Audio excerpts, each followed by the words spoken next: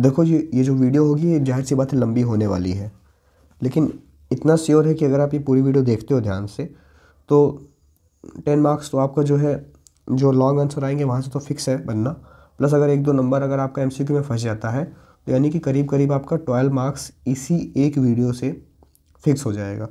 तो आज हम लोग कवर कर रहे हैं इंडियन पार्लियामेंट। सबसे इम्पॉर्टेंट बात यहाँ पर यह है कि इस चैप्टर से हर साल क्वेश्चन बनते ही हैं, तो हमको इस चैप्टर को ऑन द प्रायोरिटी बेसिस पढ़ना पड़ेगा।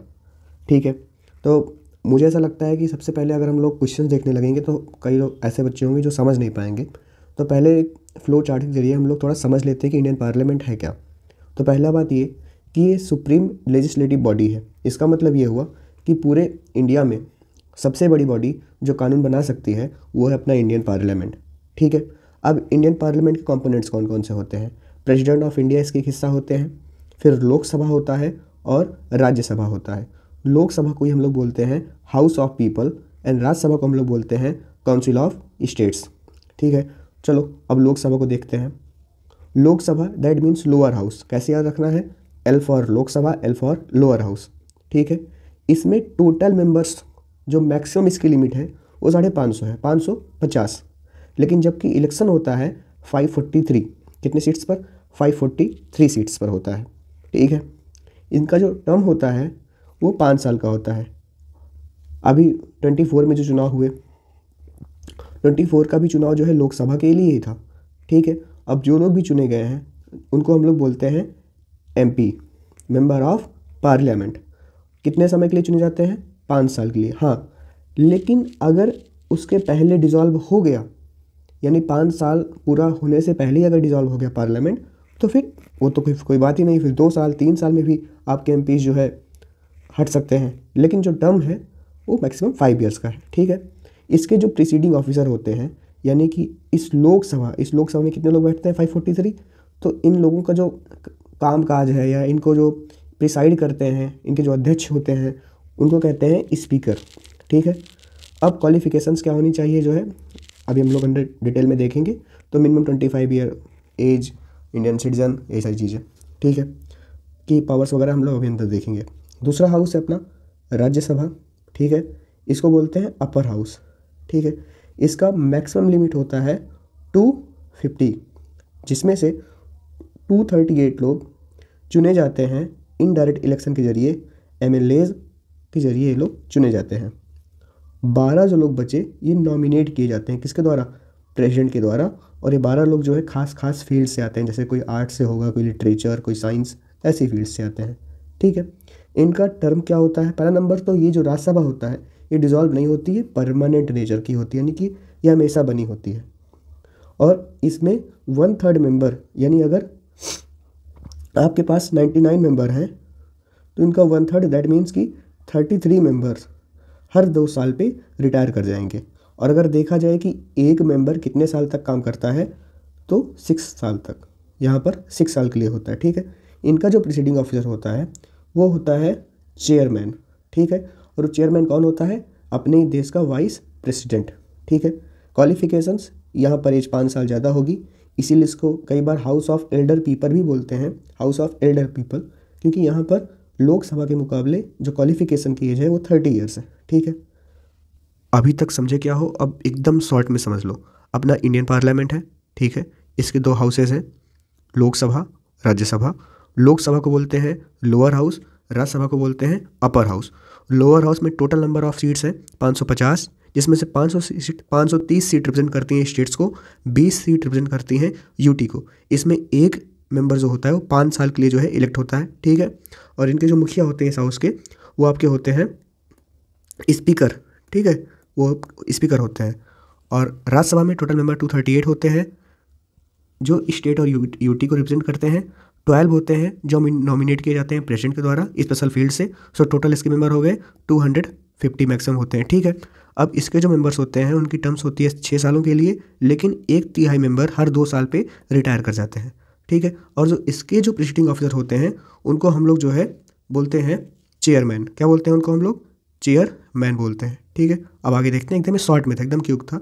अभी आपको क्या है कि ये चीज़ें और क्लियर होती जाएंगी जब हम लोग और आगे क्वेश्चंस को देखते हैं। अब हम लोग जो है थोड़ा सा क्वेश्चंस की तरफ चलते हैं। पहला क्वेश्चन है हमारा 14 से, why is the Rajya Sabha called permanent house. अभी हम लोगों ने ऊपर देखा, तो Rajya Sabha is called a permanent house because it is never completely dissolve, क्योंकि ये कभी जो है कम्प्लीटली डिजॉल्व ही नहीं होता है।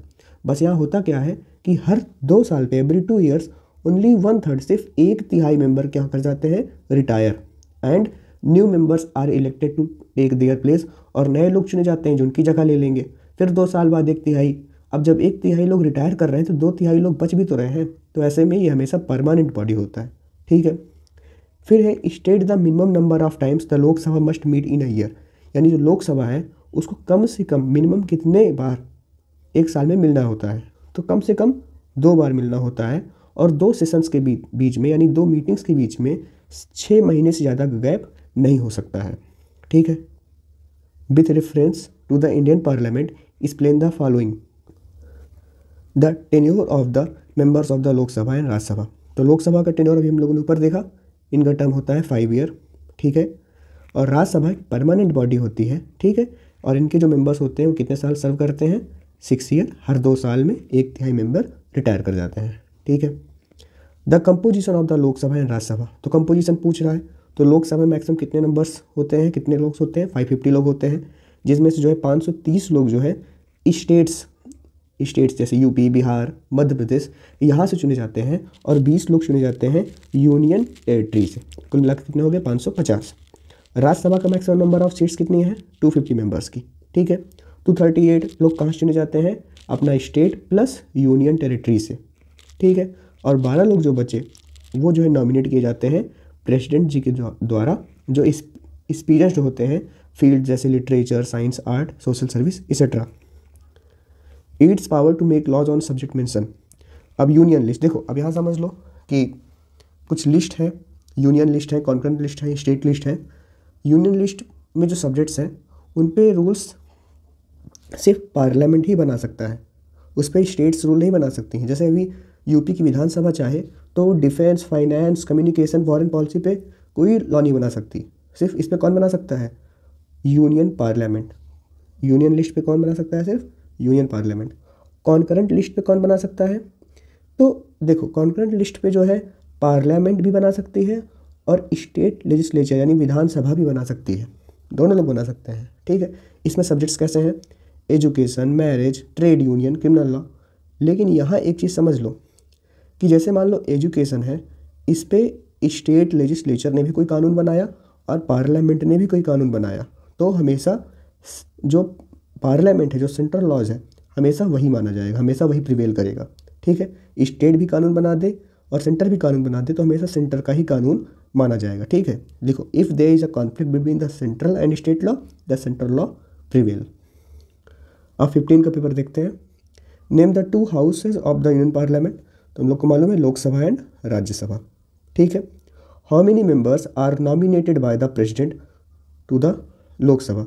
देखो एक चीज़ समझ लो कि अभी ये नहीं है, 104th अमेंडमेंट के बाद 2019 इलेक्शन से अब 2 एंग्लो इंडियन नॉमिनेट नहीं किए जाते हैं, तो अभी ये क्वेश्चन कोई मतलब नहीं है। पहले नॉमिनेट किए जाते थे लोकसभा में, अभी सिर्फ प्रेसिडेंट राज्यसभा में ही नॉमिनेट कर सकते हैं, छोड़ो इसको। What is the required quorum, देखो कोरम क्या होता है, कोरम होता है कि मिनिमम नंबर ऑफ मेंबर्स जो किसी दिन प्रेजेंट रहे ताकि लोकसभा की कार्यवाही चल सके। So what is required quorum, so वो है 1/10, यानी कि अगर हमारी टोटल कैपेसिटी 100 है, 100 मेंबर्स की है, तो सेशन चलने के लिए ये इंपॉर्टेंट है कि 1/10 ऑफ 100 मीन्स 10 इतने लोग प्रेजेंट होने चाहिए तभी कार्रवाई होगी। अगर सिर्फ 8, 9, 7 ऐसे लोग प्रेजेंट हैं तो उस दिन कार्रवाई नहीं चलेगी, उस दिन की लोकसभा की मीटिंग कैंसिल हो जाएगी। ठीक है, चलो नेक्स्ट देखते हैं। Mention 1 provision of the constitution which clearly establishes the supremacy of the Lok Sabha with regard to money bill. देखो अकॉर्डिंग टू आर्टिकल 110 जो मनी रिलेटेड चीज़ें होती हैं, जो मनी बिल होती हैं, वो सिर्फ कहाँ इंट्रोड्यूस हो सकती हैं, लोकसभा में। ध्यान रखना है कि राज्यसभा के पास मनी से रिलेटेड पावर नहीं होती हैं, तो जब भी मनी बिल की बात आए या किसी भी प्रकार की बिल की बात आए जिसमें मनी रिलेटेड हो तो सिर्फ लोकसभा से वो कनेक्टेड रहेंगी। राज्यसभा कैन नॉट रिजेक्ट, ना ही ये इसको रिजेक्ट कर सकते हैं, ना ही इसमें कोई अमेंडमेंट, ना ही कोई सुधार ला सकते हैं मनी बिल में। ठीक है, और अगर इनके पास जाता भी है, क्योंकि लोकसभा में आपको मालूम है कार्रवाई कैसे चलती है, कोई भी चीज़ जो होती है, मान लो वो लोकसभा से चालू हुई तो वो कहाँ जाएगी, राज्यसभा में जाएगी। फिर जब दोनों लोगों की सहमति होगी तो फिर वो चीज़ कहाँ जाएगी, प्रेसिडेंट के पास जाएगी सिग्नेचर के लिए। ठीक है, ये तो ऑर्डिनरी बिल में होता है। लेकिन मनी बिल में क्या होगा कि सिर्फ पावर लोकसभा के पास होती है। फिर उसके बाद यहाँ से पास होने के बाद जब वो चीज़ राज्यसभा में जाएगी तो वो मिनिमम 14 दिन तक जो है, सिर्फ 14 दिन तक जो है ये अपने पास उस चीज़ को रख सकते हैं, उस बिल को रख सकते हैं, नहीं तो ऑटोमेटिकली वो जो है पास हो जाएगी। ठीक है, यानी राज्यसभा को उसमें कोई भी हस्तक्षेप नहीं होगा। The Rajya Sabha is the second chamber of the Indian parliament and represent the interest of the states. In this contest explain the following. तो पहले कंपोजिशन पूछ रहा है राज्यसभा का, तो कंपोजिशन सिंपल है, कितने मेंबर्स होंगे, 250 मेंबर्स होंगे, 238 रिप्रेजेंट करेंगे elected by state and UT, और 12 लोग किसको रिप्रेजेंट करेंगे, किसी को नहीं, बस ये स्पेशल कैटेगरीज होती है जो कि नॉमिनेट किए जाते हैं प्रेसिडेंट जी के द्वारा। ठीक है, अलग अलग फील्ड के एक्सपर्ट्स होते हैं ये। अब पूछ रहा है क्वालिफिकेशन फॉर मेंबरशिप। तो क्वालिफिकेशन के लिए सिंपल है, सिटीजन ऑफ इंडिया, आपको सिटीजन ऑफ इंडिया होना है। ठीक है, और हाँ एक चीज़ और, राज्यसभा में जो सीट्स होती हैं वो एलोकेटेड होती हैं आपके पॉपुलेशन के बेसिस पे, क्योंकि यूपी की पॉपुलेशन सबसे ज़्यादा है स्टेट्स में, तो हमारे पास ज़्यादा नंबर ऑफ़ सीट्स भी हैं। आप लोग कमेंट में बताइएगा कि हमारे पास कितनी नंबर ऑफ़ सीट्स हैं राज्यसभा में और लोकसभा में यूपी के लिए। एट लीस्ट 30 ईयर्स ओल्ड, और राज्यसभा के लिए उम्र 30। ठीक है, और उसके अलावा जो है आपको ओथ लेनी होगी, और जो भी क्वालिफिकेशन चाहिए प्रिस्क्राइब किया जाए किसके द्वारा, पार्लियामेंट के द्वारा, जो भी और क्वालिफिकेशन बताई जाए आप उसको भी जो है कंप्लीट करते रहें। और उसके अलावा जो है आप इलेक्ट किए जाएँ लेजिस्लेटिव असेंबलीज़ के द्वारा। ठीक है, और जो आपका वोट का तरीका होगा वो सिंगल ट्रांसफरेबल वोट सिस्टम होगा। ठीक है, इतना आपको डिटेल नहीं लिखना है, बस सिंपल्स का 2 से 3 पॉइंट आप लिख सकते हैं, बस इनफ है। Term of house and any two of its legislative power. तो राज्यसभा एक परमानेंट बॉडी होती है। ठीक है, इसका ये डिसॉल्व नहीं हो सकती है, लेकिन ये है कि इसके 1/3 मेंबर, इसके 1/3 मेंबर्स जो हैं वो हर 2 साल पे, एवरी 2 ईयर्स पे रिटायर करते हैं। ठीक है, और हर एक मेंबर जो है कितने साल सर्व करता है, 6 ईयर। अब इनकी लेजिस्लेटिव पावर पूछ रहा है कोई भी दो, तो पहला है पासिंग बिल। लेजिस्लेटिव पावर का मतलब होता है कि वो पावर्स जो कानून से रिलेटेड है। तो पहला है पासिंग बिल, यानी कोई भी बिल मनी बिल को छोड़कर वो इंट्रोड्यूस किया जा सकता है राज्यसभा में, और यहाँ से जो है बिना इनकी मंजूरी के आप पास नहीं कर सकते हो। उसके अलावा जॉइंट सेशन, जब राज्यसभा और लोकसभा जो है डिसएग्री होते हैं किसी भी जो है मुद्दे को लेके, किसी भी बिल को लेके, तो प्रेसिडेंट कॉल कर सकता है, आपको मालूम है, जॉइंट सेशन के लिए, जहाँ पर राज्यसभा के भी लोग और लोकसभा के भी लोग जो है एक साथ बैठेंगे, और फिर वहाँ पर जो डिसीजन होगा वो मेजॉरिटी वोट से होगा, यानी कि इधर के टोटल लोग, उधर के भी टोटल लोग, सब लोग एक साथ वोट करेंगे उस एक पर्टिकुलर बिल के लिए। 16 का पेपर देखते हैं। What is meant by residuary power of the parliament. ठीक है, तो residuary powers refer to the powers of the parliament to make laws on subject that are not mention not even the union list, state list, concurrent list. मैंने बताया हमारे पास 3 list हैं। Union list पे कानून सिर्फ इंडियन पार्लियामेंट बना सकता है, स्टेट लिस्ट पे स्टेट्स बना सकती हैं, और कॉन्करेंट लिस्ट पे जो है स्टेट्स भी बना सकती हैं और आपका यूनियन पार्लियामेंट भी बना सकती हैं, लेकिन प्रिवेल कौन सा करेगा, यूनियन पार्लियामेंट का। अब रेसिड्यूरी पावर वो होती है बेटा ऐसे कुछ सब्जेक्ट्स जो इन तीनों लिस्ट में नहीं मेंशन है, तो वही होती हैं रेसिड्यूरी पावर्स। ठीक है, what is the normal term of office of Lok Sabha, तो आपका है 5 ईयर। ठीक है, state any one subject where in the Lok Sabha and the Rajya Sabha enjoy को equal power in the legislation of the laws, जहाँ दोनों लोग की पावर एक समान हो, एक इक्वल जैसी हो, तो वो आपका है जो है जब कोई भी कानून बनाना होता है किस पे, कॉन्करेंट लिस्ट पे। ठीक है, अब वो एजुकेशन हो सकता है, मैरिज हो सकता है, divorce, criminal laws. Who presides over the meeting of the Rajya Sabha in the absence of vice president of India. जब वाइस, देखो चेयरमैन कौन होते हैं राज्यसभा के, वाइस प्रेसिडेंट ऑफ इंडिया। तो क्वेश्चन पूछ रहा है जब वो एब्सेंट होंगे तब मीटिंग की प्रिसाइड्स कौन करेगा, तो in the absence of vice president of India the deputy chairman of Rajya Sabha, कौन, deputy chairman of Rajya Sabha will preside over the meeting. अब देखते हैं how is the speaker of Lok Sabha elected, और इनकी कोई भी 2 डिसिप्लिनरी फंक्शन आपको बताना है। तो speaker of Lok Sabha is elected by the member of Lok Sabha. तो इसमें क्या होता है कि जब नया चुनाव होता है, सभी लोग जीत के लोकसभा में जाते हैं, तो वहाँ पर पहले ही बार में जो है इलेक्शन कंडक्ट करवाए जाते हैं। फिर वो सब लोग आपस में एक आदमी को चुनते हैं एज देयर स्पीकर, ठीक है। तो the speaker of the Lok Sabha is elected by the member of Lok Sabha. कौन इलेक्ट करता है? खुद ही लोकसभा के मेंबर, अब आपस में, फ्रॉम एमॉन्ग देमसेल्फ, ठीक है। किस कब? Soon after the first session of the newly elected house. अब इनकी दो फंक्शंस जो डिसिप्लिन से रिलेटेड है, तो स्पीकर जो है मेंटेन करता है हाउस में, बेसिकली मॉनिटर जैसे काम इसका होता है कि ऑर्डर मेंटेन करता है, डिसिप्लिन मेंटेन करता है, ठीक है। और अगर कोई भी मेंबर जो है थोड़ा सा ज़्यादा तेज़ आवाज़ में बात करे या सही बिहेव नहीं कर रहा है तो उनको ये वार्निंग देते हैं, इवन सस्पेंड कर सकते हैं, ठीक है।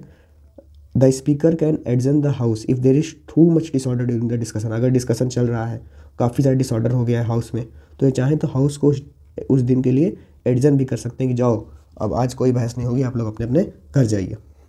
तो इसे जो है डिसिप्लिन मेंटेन करते हैं स्पीकर लोकसभा में। Explain two conditions under which a member of parliament can be disqualified under the anti defection law, ठीक है। तो कंडीशन पूछ रहा है ये। So member of parliament that means MP can be disqualified under the anti defection law.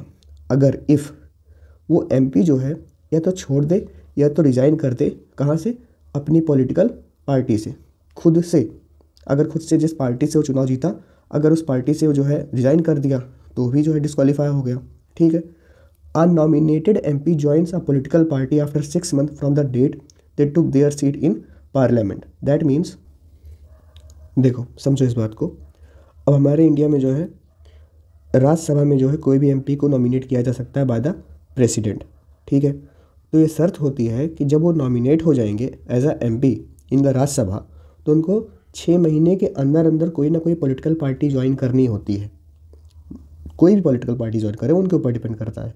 लेकिन अगर वो सीट लेने के बाद, एज अ नॉमिनेटेड एमपी बनने के बाद 6 महीने के बाद वो कोई पार्टी नहीं ज्वाइन करते हैं, तो ऐसे में जो है डिस्क्वालीफाइड हो जाएंगे अंडर एंटी डिफेक्शन लॉ। आगे देखते हैं। Give reason to justify why the Lok Sabha is considered to be more powerful than the Rajya Sabha. तो पहला है नो कॉन्फिडेंस मोशन। सिर्फ नो कॉन्फिडेंस मोशन कहाँ आ सकता है? लोकसभा में आ सकता है। Only the Lok Sabha can pass a no confidence motion against the government. इसमें क्या होता है? इसमें चेक होता है कि क्या सरकार के पास मेजॉरिटी है। इफ़ पास्ड, अगर नो कॉन्फिडेंस मोशन पास हो गया तो प्राइम मिनिस्टर के साथ साथ पूरा का पूरा काउंसिल ऑफ मिनिस्टर को क्या करना पड़ जाएगा? रिज़ाइन करना पड़ जाएगा। क्यों? क्योंकि उनके पास मेजॉरिटी है ही नहीं, उनके पास कॉन्फिडेंस है ही नहीं। The Rajya Sabha has no power in this matter. और नो कॉन्फिडेंस मोशन में राज्यसभा के पास कोई पावर है ही नहीं। दूसरा है मनी बिल। मनी बिल मतलब कोई भी चीज़ जो रिलेटेड हो फाइनेंस से, टैक्स से, वो सिर्फ कहाँ इंट्रोड्यूस की जा सकती है? लोकसभा। मैंने ऊपर बताया राज्यसभा रिजेक्ट नहीं कर सकता है मनी बिल, ओनली ये कुछ चेंजेस को सजेस्ट कर सकता है बस। और लोकसभा पे डिपेंड करेगा कि जो चेंजेस राज्यसभा उनको सजेस्ट कर रहा है क्या उसको मानना है या नहीं मानना है। तो मनी बिल पे भी इनका कोई हाथ नहीं है। तो इससे पता लगता है कि लोकसभा ज़्यादा पावरफुल है राज्यसभा से। और तीसरा है कंट्रोल ओवर द गवर्नमेंट। तो काउंसिल ऑफ मिनिस्टर्स जो होते हैं वो रिस्पॉन्सिबल होते हैं सिर्फ और सिर्फ किसके? लोकसभा के। और गवर्नमेंट का मतलब कौन? Council of ministers. और वो सिर्फ कहाँ जवाब दे हैं? सिर्फ कहाँ जवाब देंगे? वो लोकसभा में देंगे। If the Lok Sabha reject a policy the government must change it और रिजाइन। और अगर लोकसभा कोई पॉलिसी रिजेक्ट कर देता है तो गवर्नमेंट को या तो उस पॉलिसी को चेंज करना पड़ेगा तो खुद रिजाइन कर देना पड़ेगा, ठीक है। इसमें हालांकि कुछ ही पॉइंट्स पूछ रहा है, हम लोग चौथा भी लिख देते हैं। जॉइंट सेशन, जब भी मैंने ऊपर बताया जब भी कोई डिसएग्रीमेंट की सिचुएशन बनेगी लोकसभा और राज्यसभा के बीच में किसी भी बिल को लेके, तो प्रेसिडेंट बुलाएगा किसको? अ जॉइंट सेशन, ठीक है। और लोकसभा के पास ज़्यादा लोग होते हैं तो जॉइंट सेशन में जब भी वोटिंग होगी तो सिर्फ कौन लोग जीतेंगे? लोकसभा जो चाहता था वही होगा फिर उस बिल के साथ, क्योंकि लोकसभा के पास 550 मेंबर होते हैं, 543 मेंबर होते हैं, और आपके पास जो है राज्यसभा में 250 मेंबर ही हैं। तो ऐसे में कौन जीतेगा जब भी जॉइंट सेशन होगा? लोकसभा वाले जीतेंगे। 17 का पेपर देखते हैं। State any one federal feature of the Indian constitution. तो डिवीजन ऑफ पावर है। Constitution divide power between central government and the state government. कैसे? इनके पास 3 लिस्ट है, यूनियन लिस्ट, स्टेट लिस्ट और concurrent list. How are the Rajya Sabha member elected? तो Rajya Sabha member elect किए जाते हैं by the elected member of the legislative assemblies of the state and UT. यानी हम लोग एमएलए इलेक्ट करते हैं, हम लोग एमएलए चुनते हैं और एमएलए चुनते हैं किसको? राज्यसभा के मेंबर्स को। ठीक है, अब who preside over the joint session of the two houses of the parliament. जब भी जॉइंट सेशन होता है यानी लोकसभा और राज्यसभा दोनों लोग जब साथ में बैठते हैं तो उस बैठक की फिर अध्यक्षता कौन करता है, कौन प्रिसाइड करता है, तो है स्पीकर ऑफ द लोकसभा। ठीक है, under what condition can non member of parliament be made a minister. यानी कि अगर आप एमपी ना रहो क्या फिर भी आप मिनिस्टर बन सकते हो, अगर हाँ तो कौन सी कंडीशन है। तो एक नॉन मेंबर यानी एक आदमी जो मिनिस्टर बनेगा जो कि एमपी नहीं है, उसको कहीं ना कहीं से 6 महीने के अंदर तो इलेक्ट हो जाए या तो प्रेसिडेंट के जरिए नॉमिनेट हो जाए, चाहे लोकसभा में चाहे राज्यसभा में। कब? With in 6 month. यानी कि एक आदमी जो चुनाव नहीं लड़ा है वो भी मिनिस्टर बन सकता है, लेकिन शर्त क्या है कि 6 महीने के अंदर अंदर उसको जो है किसी भी तरीके से चाहे राज्यसभा का चाहे लोकसभा का मेंबर बनना होगा। When can the speaker of the Lok Sabha cast his vote. देखो, जब भी नॉर्मल वोटिंग होती है किसी बिल को लेके तो लोकसभा का जो स्पीकर होता है वो वोटिंग नहीं करता है, लेकिन कंडीशन क्या होती है, तो speaker of the Lok Sabha usually does not vote in the house, vote नहीं करता है। How ever in a case of time, मान लो कि जो है कोई बिल पास होना है उसमें नो कहने वाले भी उतने ही हैं और यस कहने वाले भी उतने ही हैं, अब ये टाई सिचुएशन हो गई, तो ऐसे में कौन वोट कर सकता है? स्पीकर ऑफ द लोकसभा, जब भी केस हो टाई का। ठीक है, speaker uses their casting vote to break the deadlock. ऐसे में जो है स्पीकर अपना वोट देते हैं। ठीक है, आगे देखते हैं।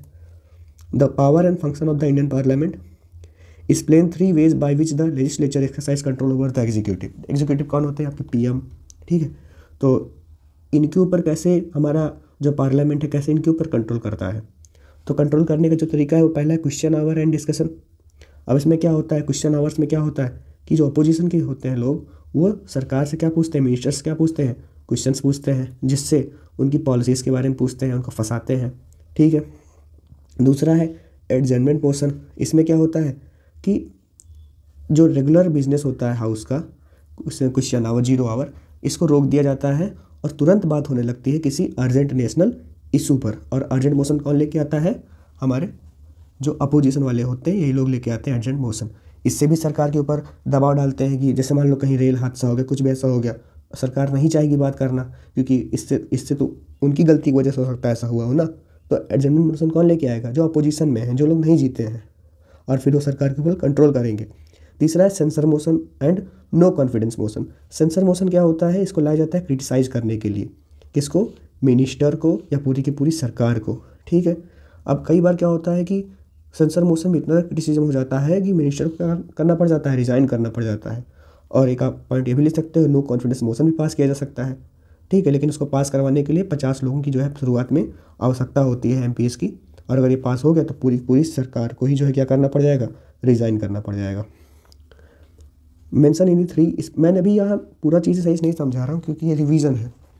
Mention in 3 special power of the Rajya Sabha that are usually not enjoyed by the Lok Sabha. ठीक है, अब यहाँ स्पेशल पावर है राज्यसभा की। तो पहला है स्टेट लिस्ट का जो सब्जेक्ट है उस पर राज्यसभा कानून बना सकता है, जबकि लोकसभा नहीं बना सकता है। ठीक है, लेकिन मेजॉरिटी चाहिए 2/3 की। ठीक है, creation of knew all India services, जैसे आईएएस वगैरह का होता है, आईपीएस होता है, ऐसी सर्विसेज जो है सिर्फ और सिर्फ कौन बना सकता है? राज्यसभा। तो knew all India service only who can create? Rajya Sabha. तीसरा है इमरजेंसी प्रोक्लेमेशन अप्रूवल। ठीक है, अगर लोकसभा डिसॉल्व हुई है तो राज्यसभा अकेले जो है डिक्लेयर कर सकती है क्या? इमरजेंसी। ठीक है, mention any 2 judicial power and any 2 electoral power of the Indian parliament. तो पहले देखते हैं 2 जुडिशियल पावर। तो पहला है इम्पीचमेंट ऑफ द प्रेसिडेंट। तो पार्लियामेंट अगर चाहे तो प्रेसिडेंट को रिमूव किया जा सकता है इफ़ ही और सी वायलेट्स द कॉन्स्टिट्यूशन।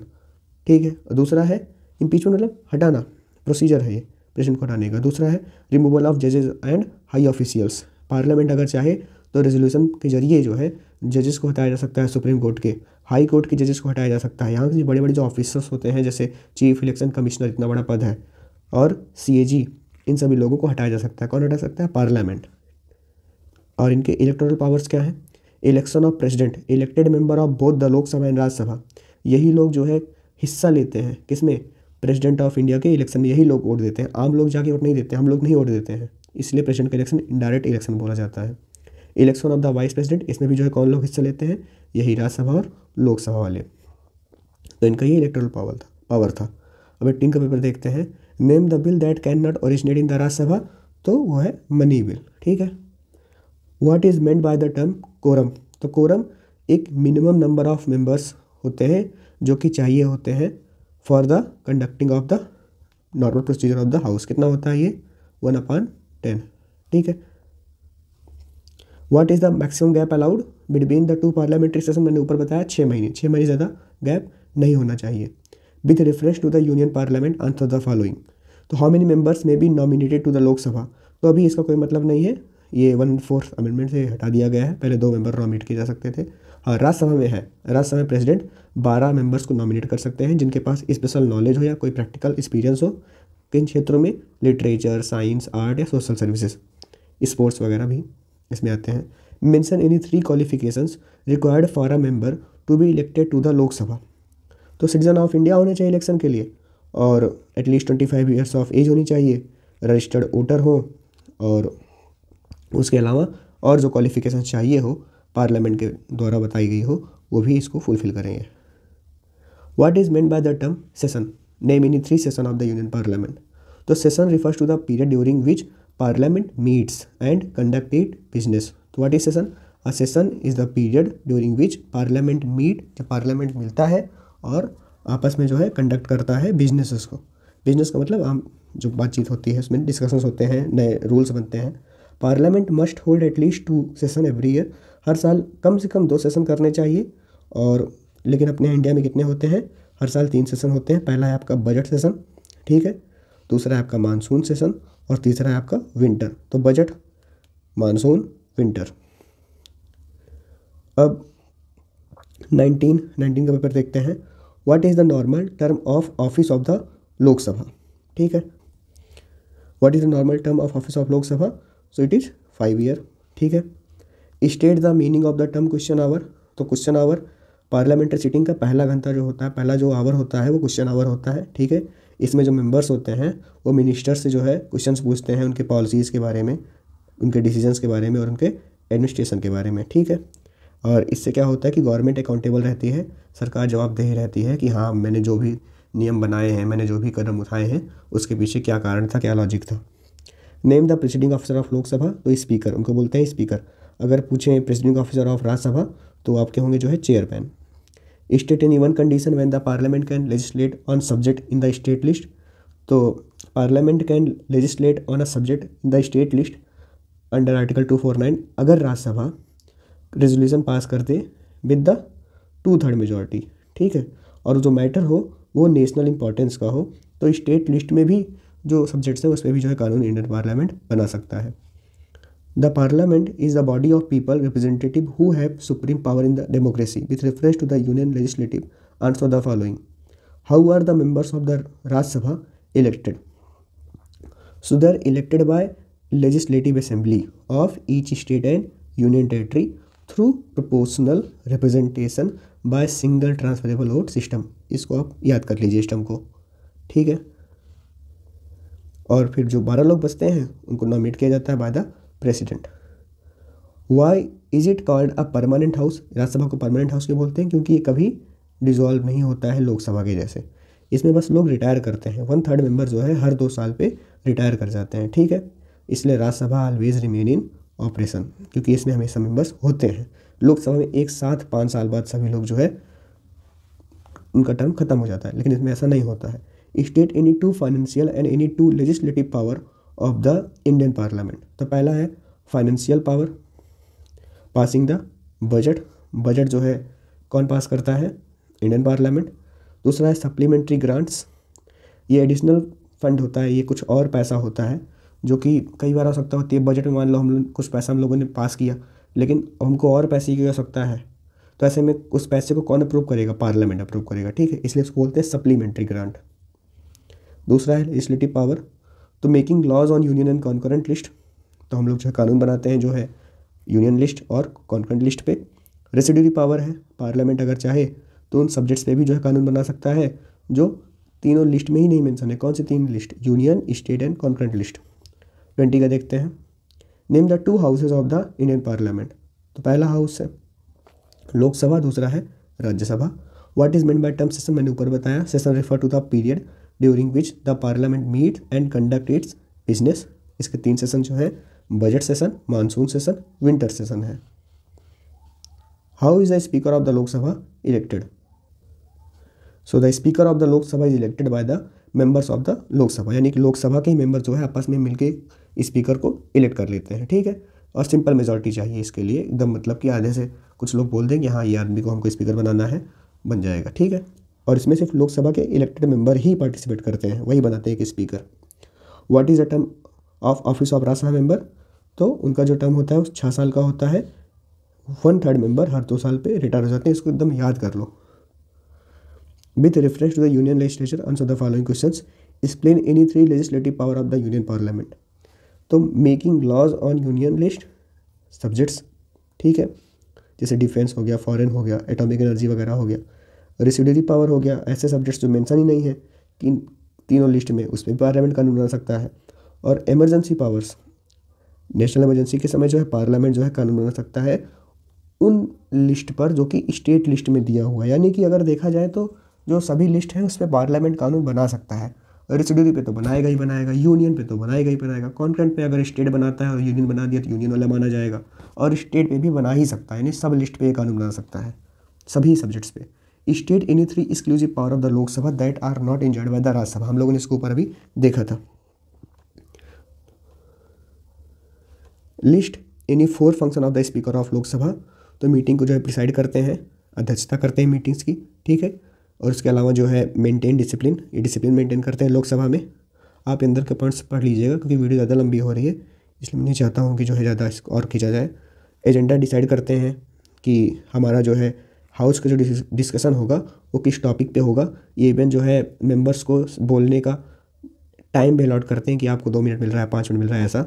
और सर्टिफाइज मनी बिल, हाँ ये इसको बहुत इंपॉर्टेंट याद रखना कि कोई भी जो बिल है वो मनी बिल है या नहीं है, ये कौन डिसाइड करता है? ये स्पीकर डिसाइड करता है, लोकसभा का स्पीकर। 22 का पेपर जो है आपका MCQ बेस्ड था। सो फर्स्ट है Lok Sabha session which is conducted in the month of November December, ये ठंडी वाला है तो विंटर सेशन, ठीक है। ऐसा मोशन जो किसी अर्जेंट इंपॉर्टेंस की तरफ ध्यान खींचता है तो वह आपका एडजर्नमेंट मोशन है। Which of this denotes the correct composition of Rajya Sabha, तो ये वाला है। 238 मेंबर्स रिप्रेजेंट करते हैं स्टेट और यूटी को, 12 मेंबर नॉमिनेट किए जाते हैं आपके प्रेसिडेंट के द्वारा। What is the quorum of the Indian parliament? 1/10। अगर इतने मेंबर्स नहीं प्रेजेंट हैं तो उस दिन हाउस एडजर्न हो जाएगा, चलेगा नहीं। Which of this statement regarding to the speaker is false? The member of the both the house vote to choose speaker, नहीं, सिर्फ लोकसभा के ही जो है मेंबर वोट करते हैं स्पीकर को चुनने के लिए। The Rajya Sabha is called a permanent house because 1/3 member retire every 2 years, हर 2 साल में रिटायर करते हैं। Which of these is considered to be an exclusive power of the Rajya Sabha, तो राज्यसभा जो है वो स्टेट लिस्ट पे भी जो है अपना लॉज बना सकता है। In a case of a conflict between centre and state which reference to a subject in the concurrent list, तो यूनियन लॉ ही माना जाएगा। अगर स्टेट भी उसी पे कानून बनाता है और सेंटर भी उसी पे कानून बनाता है तो हमेशा सेंटर की ही बात मानी जाएगी कॉन्करेंट लिस्ट के मामले में। The right of the members is known as interpellation, तो वो है ask questions. Which of the following statement about ordinance is false? Has to be approve within 6 month from the reassembly of the parliament, नहीं, 6 हफ्तों में हो जाना चाहिए। Which of this is not a qualification required to member of Rajya Sabha, तो ऐसा कोई नहीं है कि आपको ग्रेजुएट होना चाहिए यूनिवर्सिटी वगैरह से, ऐसा कुछ नहीं है, तो ये गलत है, ठीक है, ध्यान देना, नॉट पूछ रहा था। Election of the Lok Sabha member, तो उसमें वोट देते हैं citizen of India. Election of Rajya Sabha member, तो इसमें वोट देते हैं मेंबर ऑफ लेजिस्लेटिव असेंबली, यानी कि हमारे जो MLAs होते हैं, ठीक है। लोकसभा मेंबर्स, तो स्टेट्स कितने आते हैं? 530 आते हैं। तो Lok Sabha members from the union territories, ये कितने होते हैं आपके? 20 होते हैं, ठीक है, तभी 550 होता है टोटल। अंडर व्हाट सर्कमस्टेंसेज में the term of the Lok Sabha be extended by 1 year at a time, तो ऐसे में सिर्फ यही कंडीशन होगी कि नेशनल इमरजेंसी लगी हो, तभी लोकसभा का जो टर्म होता है जो कि 5 साल का होता है नॉर्मली, वो 1 साल बढ़ाया जा सके, मतलब कि वो 6 साल का हो जाए। तो इसमें अगर नेशनल इमरजेंसी लगी हो यानी इलेक्शन नहीं हो सकते उस समय, तभी ऐसा हो सकता है। Which of these does not refer to the control of the parliament over executive, तो amendment of the constitution. Natural calamity आई है, बातचीत करना है, तो कौन सा मोशन चाहिए होगा? सडन चीज़ों के लिए, तो नॉर्मल जो बिजनेस होता है उसको डिस्टर्ब करना है एडजर्नमेंट मोशन। ठीक है। नेक्स्ट है जो मिस्टर राज हैं, ये मेंबर बनना चाहते हैं लोकसभा के, तो इनकी कोई 3 क्वालिफिकेशन बताइए। तो वही पहला सिटीजनशिप है, सिटीजन ऑफ इंडिया, एज 25 होनी चाहिए और कोई भी क्रिमिनल रिकॉर्ड नहीं होना चाहिए। ठीक है। नो, अब और लिख सकते हो नो ऑफिस ऑफ प्रॉफिट और वोटर रजिस्ट्रेशन होना चाहिए। कोई भी 3 पॉइंट्स आप लिख सकते हो। Mention in 3 legislative power of the union parliament, तो इसको भी हम लोगों ने ऊपर देखा था। ये लोग जो है लॉ मेकिंग अथॉरिटी, ये लोग कानून बना सकते हैं। ठीक है। पावर ओवर कॉन्करेंट लिस्ट और power over state list in the certain cases, जैसे कि इमरजेंसी वगैरह हुई तब। The parliament control the executive mention in 4 ways in which it exercise it's control. तो पहला है क्वेश्चन आवर के जरिए ये लोग एग्जीक्यूटिव पे दबाव बनाते हैं, हम लोग ऊपर देखे थे। वोट ऑफ नो कॉन्फिडेंस ला के ये लोग जो है दबाव बनाते हैं सरकार पे। एडजर्नमेंट मोशन ला के ये लोग जो है दबाव बनाते हैं। ठीक है। और कॉन्स्टिट्यूशनल अमेंडमेंट बिल, इसमें भी जो है मेजॉरिटी चाहिए होती है। अब एक चीज़ यहाँ ध्यान देना कि आप लोग वीडियो पॉज करके भी इसको समझ सकते हैं। 24 का पेपर देखते हैं। The stand of the house is 550, लेकिन उस दिन 50 ही लोग प्रेजेंट थे, तो क्या और इसलिए जो स्पीकर था उसने डिसाइड किया कि आज हाउस में एडजर्न कर दूंगा, आज मीटिंग नहीं होगी। तो क्या कारण हो सकता है? तो जाहिर सी बात है लैक ऑफ कोरम है, क्योंकि 550 लोग थे तो 1/10 प्रेजेंट ही नहीं थे, क्योंकि इसका 1/10 55 होना चाहिए। 50 ही लोग प्रेजेंट थे, तो ये जो है एडजर्नमेंट हो जाएगा। The Rajya Sabha is called a permanent house, explain the statement. तो Rajya Sabha is known as a permanent house, क्योंकि ये कभी डिजॉल्व नहीं हो सकता है। ठीक है भाई। फिर वही 1/3 मेंबर हर 2 साल पर रिटायर होते हैं। ठीक है। बाकी इनका जो ईच मेंबर का जो टर्म होता है वो 6 ईयर होता है। Explain the composition of Rajya Sabha. तो 250 लोग मैक्सिमम हो सकते हैं। 238 स्टेट और यूटी रिप्रेजेंट करते हैं। 12 लोग को जो है नॉमिनेट करते हैं कौन? प्रेसिडेंट। वो जो है अलग अलग फील्ड से होते हैं, साइंस, आर्ट, सोशल सर्विस से। Mention any 2 exclusive power of the Lok Sabha and 2 power exclusive to the Rajya Sabha. तो एक्सक्लूसिव का मतलब सिर्फ इन्हीं के पास हो। तो लोकसभा के पास मनी रिलेटेड चीज़ें हैं, और नो कॉन्फिडेंस मोशन सिर्फ लोकसभा ही पास हो सकता है। राज्यसभा के पास एक्सक्लूसिव ये है कि स्टेट लिस्ट पे ये जो है अपना कानून बना सकते हैं बाय 2/3 मेजॉरिटी। और creation of all India services. All India services जो है सिर्फ और सिर्फ जैसे IAS IPS ऐसी सर्विसेज सिर्फ कौन बना सकता है? राज्यसभा बना सकता है। ये इनकी एक्सक्लूसिव पावर है।